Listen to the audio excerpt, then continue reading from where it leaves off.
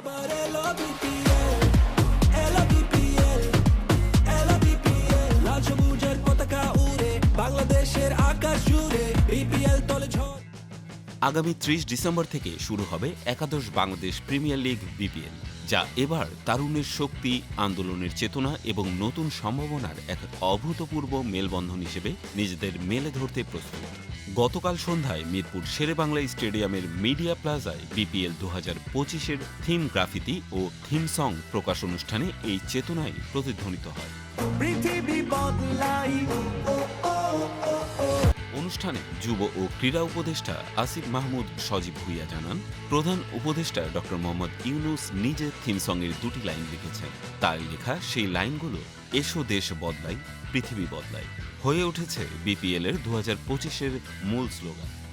এসো দেশ বদলাই, পৃথিবী বদলাই। থিম সঙ্গের প্রধান অংশ লেখা হয়েছে গোলাম মোর্শেদ, হান্নান হোসেন শিমুল ও মাসুদুর রহমানের কলমে। কিন্তু ডক্টর ইউনূসের এই দুই পংক্তি পুরো গানটির প্রাণ হয়ে উঠেছে। তারুণ্যের উদ্দীপনা, পরিবর্তনের আহ্বান এবং ভবিষ্যতের দিকে এগিয়ে যাওয়ার বার্তা এই থিম সঙ্গের প্রতিটি শব্দে প্রকাশ পেয়েছে। আসিফ মাহমুদ সজীব ভুঁইয়া বলে, স্যারকে অনুরোধ করেছিলাম শুধু একটি দিক নির্দেশনা দেওয়ার জন্য, কিন্তু তিনি নিজে এতটা সম্পৃক্ত হয়ে গেলেন যে থিম সঙ্গের কিছু লাইনও নিজে লিখে দিয়েছেন। এটি আমাদের জন্য অত্যন্ত অনুপ্রেরণা।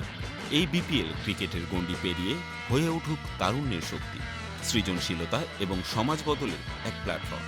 ৩০ ডিসেম্বর থেকে তারুণ্যের এই জাগরণ শুরু হতে যাচ্ছে। এই উৎসবে গোটা দেশই মেতে উঠবে। আবার এলো বিপিএল।